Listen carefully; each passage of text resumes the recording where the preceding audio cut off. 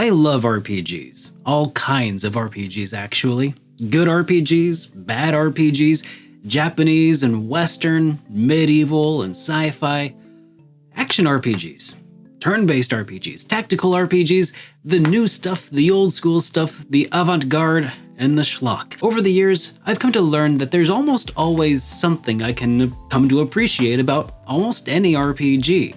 I've finished and reviewed over 100 RPGs in the last 8 years, and while I can't always recommend that you play everything that I reviewed, I've always found aspects of the games that are unique and interesting and possibly worth a revisit. As I've played more and more RPGs over the years and have broadened my horizons from where they once were, I've come to recognize that once upon a time, I was a bit of an RPG snob.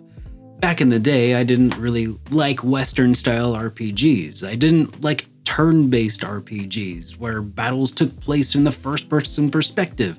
I didn't like RPGs with MMO-style battle mechanics. I didn't like playing RPGs on computers. I didn't like playing games with cartoony art styles. I didn't like RPGs with guns in them. I didn't like RPGs that took place on sci-fi settings. In my review of Secret of Evermore, I talked about my first experience playing Secret of Evermore and how way back in the day, I dismissed the game for being made by Americans, so it was therefore a fake RPG.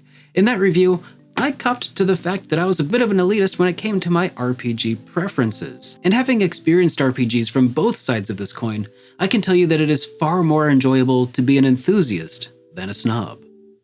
Being an RPG snob is incredibly limiting. It's essentially like walking through life with an oddly, specifically shaped box, trying to stuff different things into that box and only fully appreciating those things that perfectly fit within that box. Oh, this action RPG is nearly perfect if only it weren't made by Americans, a 12-year-old me might have once said. Close, but no cigar. Therefore, it's garbage. Oh, this game has an intriguing story. Too bad it has those MMO-style mechanics. Playing an RPG as an RPG snob is like playing RPGs for reasons to dislike them, and for reasons to cast the games aside, and sometimes even looking down on other people who do enjoy the games that you don't. Well, today, I consider myself an RPG enthusiast, usually in the literal sense. I'm enthusiastic about RPGs, about the prospect of getting to play new and different RPGs. I'm playing RPGs looking for reasons to love them, and looking for reasons that others might love them too. I realize that not every single game that I play will be made for me, but that doesn't mean that I can't find things about them to enjoy. I tend to get lots of comments in my videos, and I do read all of them, though I don't always respond to all of them, but I do try to at least answer all of the questions that come up. But without fail, the comments that always end up bugging me the most are the ones that come from the RPG snobs out there.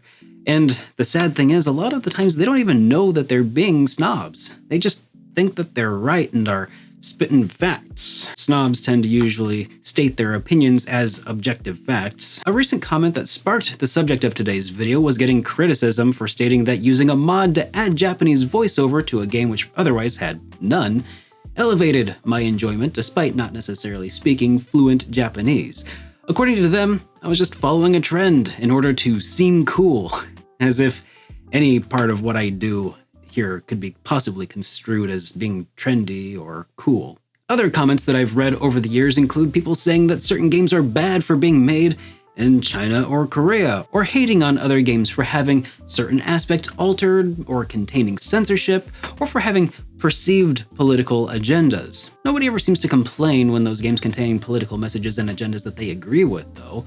Snobs that dump on games for being made in RPG Maker, often being directed towards games that were in fact not made using RPG Maker at all, dismissing games that weren't made in Japan as not being real JRPGs, crapping on turn-based RPGs for not being action RPGs, or throwing shade at action RPGs for not being turn-based RPGs, writing off games for not featuring original Japanese audio, or for not containing an English dub. I could make an entire video with nothing but bad takes from the comments section.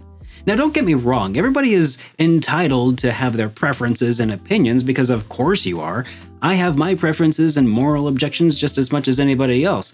Boycotting developers and other businesses for practices that you disagree with is completely our prerogative. But I do personally find it a bit silly to pass judgment against the games themselves without even having played them. If a game is good, it'll stand on its own merits, and if a game is bad, similarly, it'll fall under its own demerits. Being an RPG enthusiast doesn't just mean enjoying role-playing games. It means being open-minded to new ideas, new interpretations of the role-playing game genre. It means looking for the silver linings when experiences are bad and accepting that not all games will necessarily be made for all people, and that it's okay to try and enjoy games that don't necessarily fit into your oddly specifically shaped boxes. And it is my goal to continue to be a JRPG enthusiast. It's not always something that comes super naturally. I sometimes find myself slipping back into that old mentally lazy habit of being a snob. Certain styles of video game art are extremely off-putting to me. Mobile games especially detract my attention.